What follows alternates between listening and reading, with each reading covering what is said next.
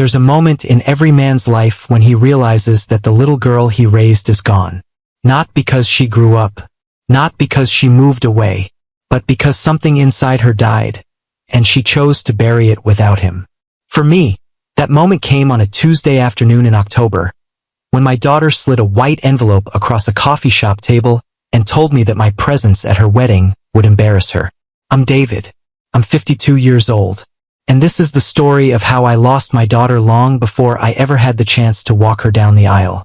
Let me start from the beginning, because if I don't, you might think I'm some kind of monster.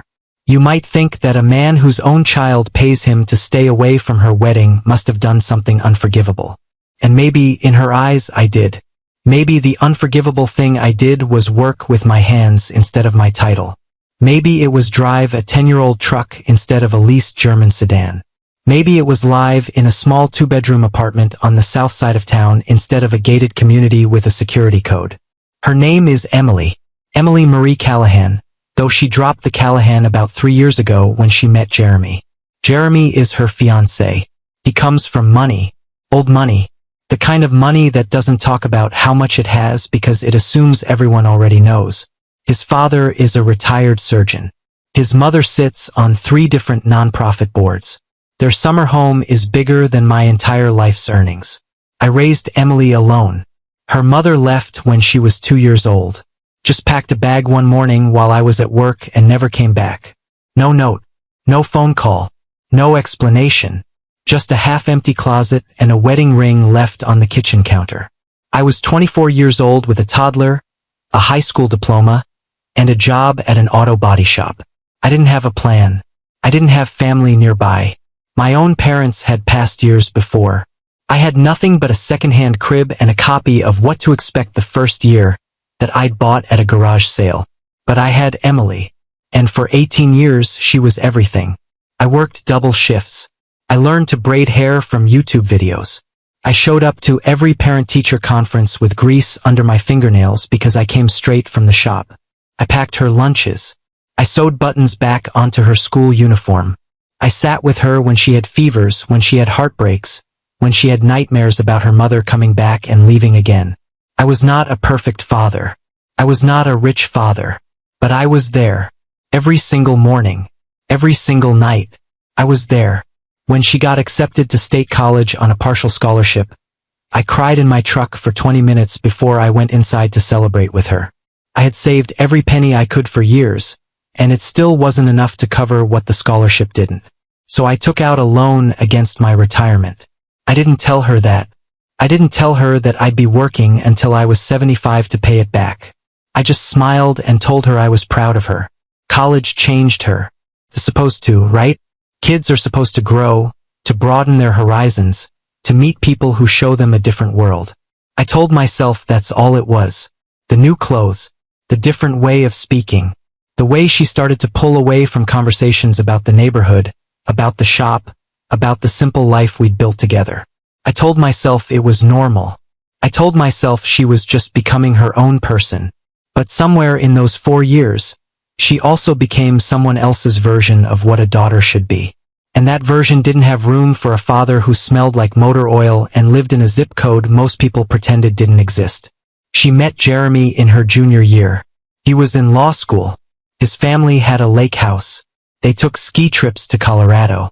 He proposed on a rooftop overlooking the city with a diamond that probably cost more than my truck, my apartment, and my life savings combined. When she called to tell me, I could hear the champagne in her voice. I could hear the new world she'd stepped into. And for a moment, I felt something cold move through my chest. Not jealousy, not resentment, just a quiet, certain fear that I was about to be erased. The engagement lasted 14 months. In that time, I met Jeremy exactly 3 times. First time was at a dinner he took us to, a place where the waiter had an accent and the menu didn't have prices. I wore the only suit I own, the one I bought for my best friend's funeral 6 years ago. Jeremy was polite, distantly polite, the way you're polite to a cashier or a taxi driver. He asked about my work, nodded without listening, and spent the rest of the meal talking to Emily about a gala they were attending the following weekend. I sat there like a piece of furniture, An old, worn piece of furniture they hadn't gotten around to replacing yet. Second time was at Emily's apartment. I had driven 2 hours to bring her a birthday gift. Nothing fancy, just a photo album I'd made of her childhood. Pictures from her first day of kindergarten, her 5th grade science fair, her high school graduation. I'd spent weeks on it, cutting and arranging and labeling each photo by hand because I'm not good with computers and I wanted it to feel personal. When I got there, Jeremy was on the couch. He looked at the album like it was something that had washed up on shore. He said, "That's sweet," in a tone that made the word sweet sound like an insult. Third time was the worst. It was supposed to be a casual dinner at their place. Just the 3 of us. But when I arrived, there were other people there. Friends of Jeremy's. Couples in designer clothes who talked about stock options and vacation homes and the difficulty of finding good help. I stood in the corner with a glass of wine I didn't want, and I watched my daughter move through that room like she had been born in it. She laughed at jokes I didn't understand. She touched elbows and shoulders like a politician. And when she passed by me, she didn't stop. She didn't even slow down. She just said, "Hey, Dad," and kept walking. I left early.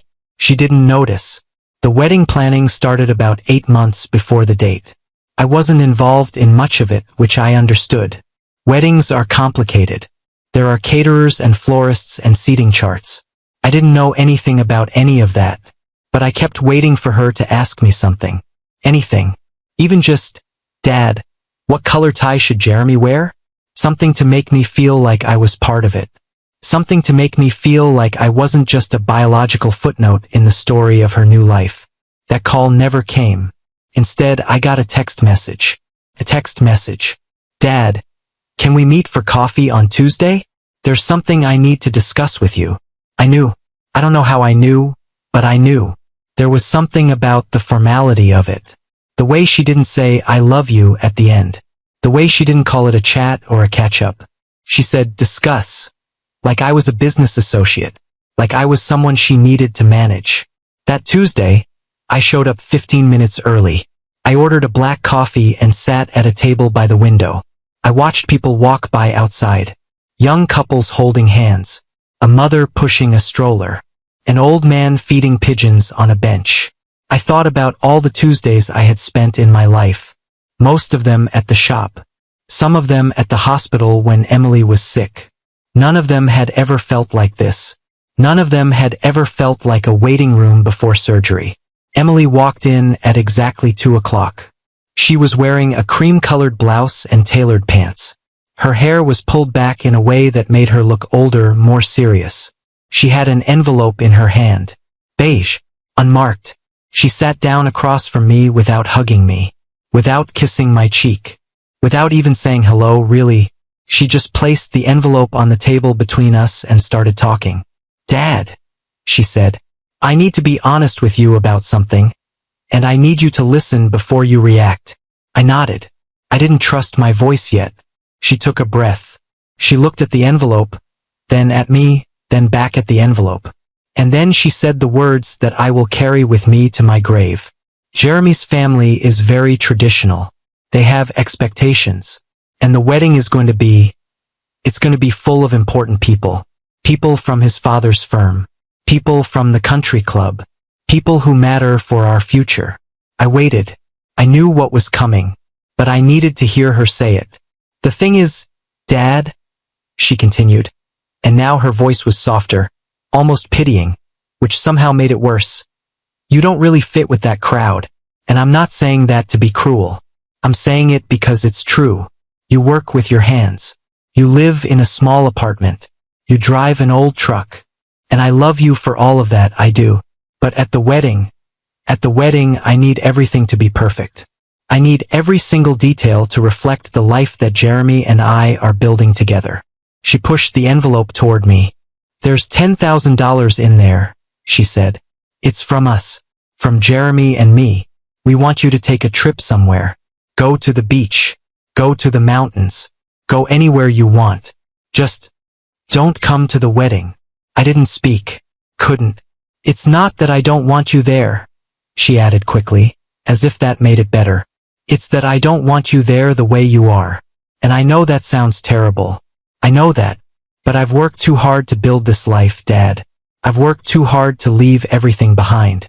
And I can't have someone showing up to my wedding in a rented suit who doesn't know which fork to use. I can't have people whispering. I can't have Jeremy's mother making comments. She reached across the table and put her hand on mine. Her touch was cold. Or maybe mine was. I don't know. Please don't hate me for this, she said. Please just take the money and go. For me. For my happiness. I looked at her for a long time. I looked at this woman who had once been a little girl who held my finger while she fell asleep. Who had once drawn me pictures with crayon and told me I was the best daddy in the whole world. Who had once cried on my shoulder because a boy at school said her shoes were old. And I tried to find her somewhere in the face that was looking back at me. I tried to find the Emily who used to run to the door when I came home from work, who used to wrap her arms around my legs and refuse to let go. I tried and I couldn't. So I did something that surprised us both. I picked up the envelope. I put it in my jacket pocket. And I said, "Okay." Emily blinked. "Okay. Okay." I said again. "If that's what you want. If that's what makes you happy. Then okay." She smiled. She actually smiled. Like a weight had been lifted off her shoulders.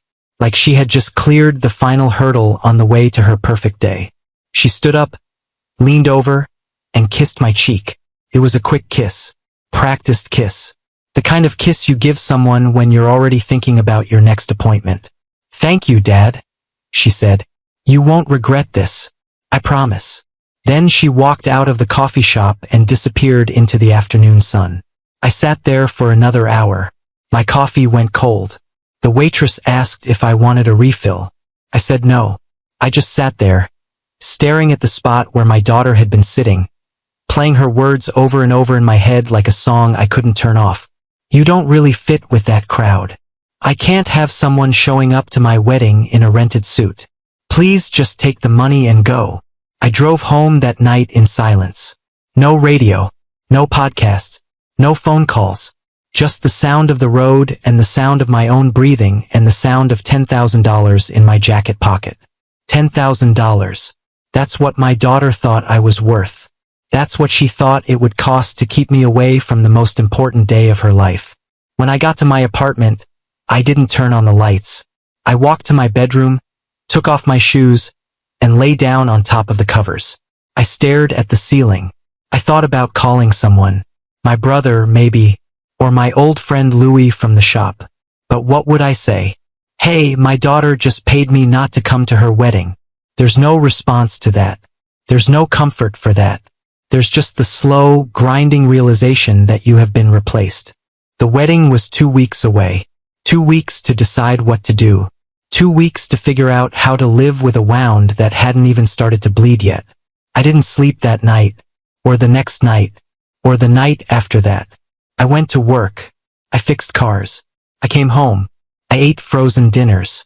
I watched television without seeing it. I was a ghost in my own life, haunting rooms I'd lived in for 20 years. And then, 6 days before the wedding, I got a phone call that changed everything. It was late, almost 11 o'clock.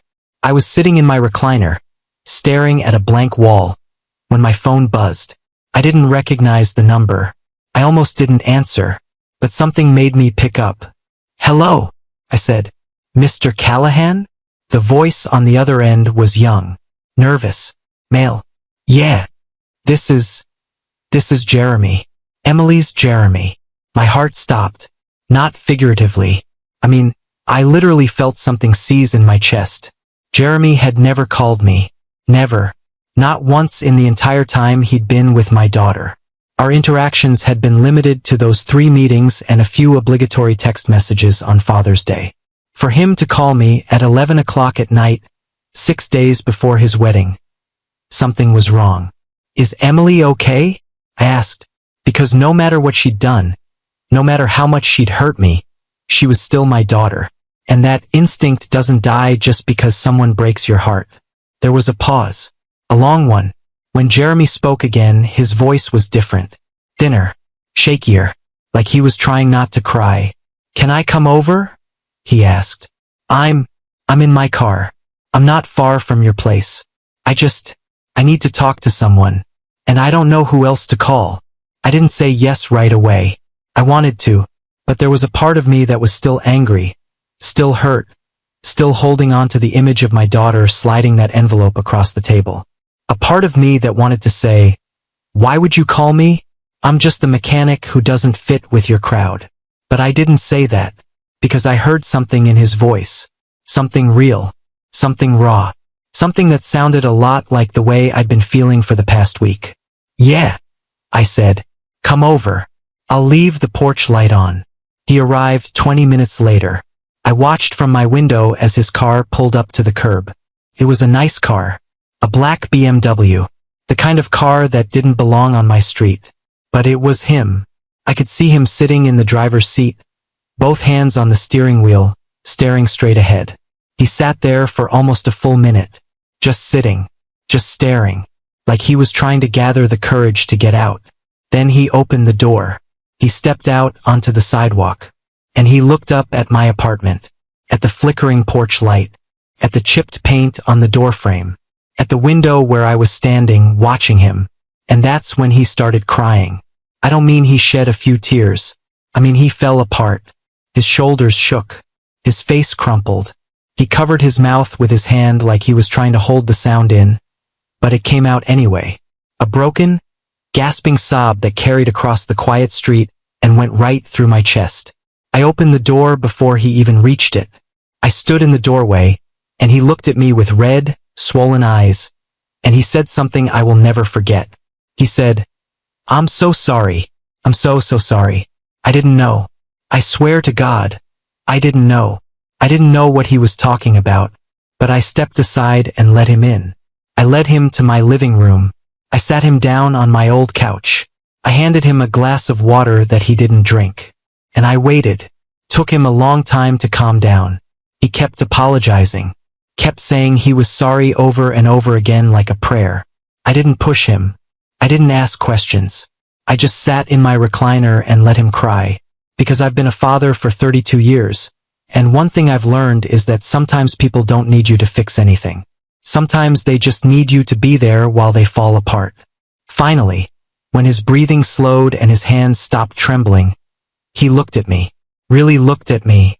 For the first time since I'd met him, he looked at me like I was a person instead of a problem. "She told me you weren't coming," he said. "Emily, she told me you decided not to attend the wedding. She said you were embarrassed to be around our friends. She said you felt out of place and that you'd rather take a trip than sit through a fancy ceremony." I opened my mouth to respond, but he kept going. "And I believed her," he said.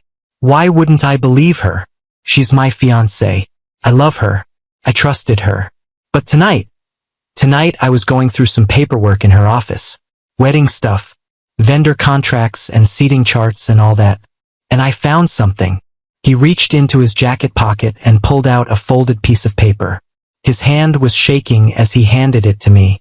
"I found a copy of the check," he said. "A cashier's check for $10,000. Made out to you, with a note attached that said, 'Payment for non-attendance.'" I took the paper from him. I didn't need to read it. I already knew what it said. But I looked at it anyway. I looked at my daughter's handwriting. At the cold, clinical way she had documented our transaction. At the way she had reduced 32 years of fatherhood to a line item in her wedding budget. I confronted her, Jeremy continued, his voice cracking. I asked her what it meant, and she tried to lie at first. She said it was a gift. She said you needed the money, but I kept pushing. And eventually, she told me the truth. He wiped his eyes with the back of his hand. "She told me she paid you to stay away. She told me she didn't want you at the wedding because you weren't successful enough, because you didn't fit in, because your presence would embarrass her in front of my family and our guests." He stopped. He looked down at his hands. When he spoke again, his voice was barely a whisper. "Mr. Callahan, my father is a surgeon. My mother sits on boards. I grew up in a house where success was measured in square footage and stock portfolios. And I have spent my entire adult life trying to escape that, trying to be different, trying to care about things that matter more than money and status. He looked up at me. Tears were streaming down his face again, but he didn't try to hide them this time. When I met Emily, she told me her father was a mechanic. She said it with shame in her voice, and I didn't understand why. I still don't understand why. You raised her alone. You worked double shifts. You gave up everything so she could have a better life. And she was ashamed of you? He shook his head slowly, like he was trying to process something his brain couldn't quite accept. I've been thinking about my own father a lot lately, Jeremy said. About how he never came to my baseball games. About how he worked late every night of my childhood. About how he missed my graduation because he had a board meeting. About how the only times he told me he loved me were at funerals and weddings. And even then it sounded like he was reading from a script. He reached out and put his hand on my knee. It was an awkward gesture. Hesitant, but sincere. You showed up, Mr. Callahan. You showed up every single day. And my fiancé paid you to stay away from her wedding. Do you understand how insane that is? Do you understand how backwards? I didn't say anything. Couldn't. My throat was too tight. My chest was too full. I just sat there, holding the paper with my daughter's handwriting, feeling something shift inside me that I couldn't quite name. I called off the wedding, Jeremy said. I looked at him, really looked at him. His face was pale. His eyes were swollen. But there was something else there. Something resolute. Something that looked like the beginning of courage. I called it off tonight, he repeated. I told her I couldn't marry someone who treated their own father like that. I told her that if she could do this to you, she could do it to anyone. To me, to our future children, to anyone who didn't fit into her perfect picture. He stood up. He walked to the window and looked out at the street, at his car, at the dark houses of a neighborhood he'd never bothered to visit before tonight. She didn't take it well, he said quietly. She said I was throwing everything away. She said I was choosing you over her. She said I didn't understand what I was doing. He turned back to face me. And maybe I don't, he said. Maybe I'm making the biggest mistake of my life. But I couldn't stand in that church, Mr. Callahan. I couldn't say, I do to someone who looked at you and saw a liability instead of a father. I couldn't build a life with someone who thought love had a dress code. He walked back to the couch and sat down heavily, like his legs had given out. I'm sorry, he said again. I'm sorry I didn't see it sooner. I'm sorry I believed her when she said you didn't want to come. I'm sorry I let her make you feel like you weren't good enough. I sat in my recliner for a long time after that. The clock on the wall ticked. The refrigerator hummed. Somewhere outside, a dog barked. And I thought about everything. About Emily. About her mother. About the envelope. About the $10,000 still sitting in my jacket pocket in the bedroom. About this young man sitting on my couch, crying over a family that wasn't even his. And then, for the first time in over a week, I felt something other than pain. I felt something other than shame. I felt something other than the cold, heavy weight of being unwanted. I felt seen. The next few days were chaos. Emily called me 17 times. I didn't answer. She left voicemails that started angry, then became pleading, then became desperate. In the first one, she screamed at me for ruining her life. In the 7th one, she sobbed and said she didn't mean what she'd said. In the 12th one, she told me she loved me and begged me to talk to Jeremy. In the 15th one, she said she would call off the wedding herself if I would just please pick up the phone. I didn't pick up. Not because I was being cruel. Not because I wanted to punish her. But because I didn't know what to say. I didn't know how to have a conversation with someone who had looked me in the eyes and told me I wasn't good enough to be seen with her guests. I didn't know how to unhear those words. I didn't know how to go back to being the father who showed up no matter what, when showing up had been turned into a transaction. Jeremy stayed in touch. He came over twice more. We talked for hours. Not about Emily. Not about the wedding. Just about life. About work. About the things that matter and the things that don't. He told me about his childhood. About the loneliness of growing up rich but poor in all the ways that counted. I told him about raising Emily. About the sleepless nights and the secondhand clothes and the way I used to pretend I wasn't hungry so she could have the last piece of chicken. We were two men from two different worlds, sitting in a small apartment on the wrong side of town, finding out that we had more in common than we ever could have imagined. The wedding was supposed to be on a Saturday. A big church, 300 guests, a reception at a country club that didn't allow people like me through the front door. Instead, on that Saturday, I woke up alone in my apartment. I made myself a pot of coffee. I watched the morning news. And then, around 10 o'clock, there was a knock on my door. I opened it. Jeremy was standing there. He was wearing jeans and a flannel shirt. No suit, no tie, no expensive cologne. "Come on," he said. "I'm taking you to breakfast." I raised an eyebrow. "Breakfast?" "Yeah," he said. "There's a diner around the corner. The one with the sign that's missing half its letters. I saw it when I was driving over. It looks like the kind of place where nobody cares which fork you use." I almost laughed. Almost. Instead, I grabbed my jacket and followed him outside. The diner was exactly the kind of place I'd spent my whole life in. Cracked vinyl booths. A jukebox that hadn't worked since the 90s. A waitress named Flo who called everyone Han and didn't write anything down. Jeremy ordered pancakes. I ordered eggs and toast. We sat in a booth by the window and ate breakfast while the world moved on without us. "I've been thinking," Jeremy said between bites, "about what comes next." I nodded. I'd been thinking the same thing. "I still love her," he said quietly. "I don't know if that makes me stupid or just human, but I do. I love the person I thought she was, and I keep wondering if that person is still in there somewhere, buried under all the noise."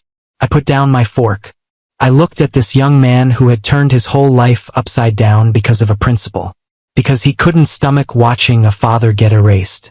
And I felt something I hadn't felt in a long time. Hope. "She's my daughter," I said slowly, "and I love her. I've loved her since the moment I held her in the delivery room, covered in blood and screaming like she was angry at the world for existing. I've loved her through tantrums and report cards and teenage rebellion. I've loved her through every stupid decision she's ever made. And I will probably love her until the day I die." I took a sip of my coffee. It was terrible. Perfect. "But love doesn't mean I have to accept being treated like a doormat," I said. "Love doesn't mean I have to pretend that envelope didn't happen. Love doesn't mean I have to show up to a wedding where I've been explicitly uninvited. Sometimes love means stepping back. Sometimes love means letting someone hit rock bottom so they can figure out what they actually want to stand on." Jeremy was quiet for a long time. Then he reached across the table and shook my hand. "I'm glad I found that check," he said. "I'm glad I know the truth." I squeezed his hand. "Me too." We didn't talk about the future. We didn't make plans. We just finished our breakfast, paid the bill, and walked back to my apartment. Jeremy got in his car and drove away. I went inside and sat in my recliner. And for the first time in a long time, I didn't feel like I was waiting for something to happen. 3 weeks later, Emily showed up at my door. She looked different, thinner, paler, like she hadn't been sleeping or eating or taking care of herself. She was wearing sweatpants and an old hoodie. No makeup, no fancy bag, no designer sunglasses. Just my daughter, standing on my doorstep, looking smaller than I'd ever seen her. "Can I come in?" she asked. Her voice was hoarse, like she'd been crying for days. I stepped aside. She walked into my living room. She looked around at the same old furniture, the same old walls, the same old life she'd been so desperate to escape. And then she sat down on my couch and started to cry. Not the performative tears she'd shed in the coffee shop. Not the calculated waterworks she'd probably used on Jeremy. Real tears. Ugly tears. The kind of crying that comes from somewhere deep and broken and desperate. "I'm so sorry, Dad," she said. "I'm so sorry. I don't know what's wrong with me. I don't know how I became this person. I don't know why I thought any of that was okay." I didn't say anything. I just sat in my recliner and let her talk. "Jeremy won't take me back," she said. "He says he needs time. He says he doesn't know if he can trust me again. And I don't blame him. I don't blame either of you. I was horrible. I was cruel. I let money and status and other people's opinions turn me into someone I don't even recognize. She looked at me with red, swollen eyes. I told my friends what I did, she continued. I told them about the envelope, about the $10,000, about the things I said to you. And do you know what they said? They said it was smart. They said you would have been an embarrassment. They said I was just being practical. She wiped her nose with her sleeve. And that's when I realized that I had surrounded myself with the wrong people. That I had spent 4 years building a life based on everything that doesn't matter. That I had traded my father for a seat at a table where nobody actually wanted me to sit. She stood up. She walked over to my recliner and knelt down in front of me. She took my hands in hers. They were cold, trembling. I'm not asking you to forgive me, she said. Not yet. I know I don't deserve it. I know I have to earn it. But I am asking you to let me try. I'm asking you to let me be your daughter again. Not the daughter who's embarrassed of you. Not the daughter who cares about which fork to use. Just your daughter. The one who used to draw you pictures. The one who used to run to the door when you came home. The one who thought you hung the moon. I looked at her. I looked at this woman who had broken my heart in a way I didn't know was possible. And I saw something I hadn't seen in years. I saw the little girl who used to hold my finger while she fell asleep. The little girl who believed her daddy could fix anything. I reached out and touched her face. I wiped a tear from her cheek with my thumb. I don't know if I can forget what happened, I said. I don't know if I can ever look at that coffee shop the same way. But I know that you're my daughter. And I know that you're here. And I know that's worth something. She collapsed into my arms. She buried her face in my chest and sobbed like she hadn't let herself sob since she was a child. And I held her. I held her the way I'd held her when she was 2 years old and her mother had just walked out. I held her the way I'd held her when she was 12 and the girls at school had been mean to her. I held her the way I'd held her when she was 18 and terrified of leaving for college. I held her because that's what fathers do. Even when it hurts. Especially when it hurts. The sun was setting by the time she stopped crying. The room was dark except for the orange light coming through the window. Emily pulled back and looked at me. Her face was a mess of tears and mascara, but she was smiling. A small, fragile smile. The kind of smile that doesn't know if it's allowed to exist yet. I still have the money, I said. She blinked. What? The $10,000, I said. I never spent it. Still in the envelope. In my bedroom. She started to say something, but I held up my hand. I'm not giving it back, I said. Not yet. I'm gonna hold on to it. And maybe someday when you've figured out who you want to be, we'll figure out what to do with it together. Maybe we'll donate it to a scholarship fund for kids whose parents work double shifts. Maybe we'll use it to buy a new couch. I don't know. But right now it's a reminder.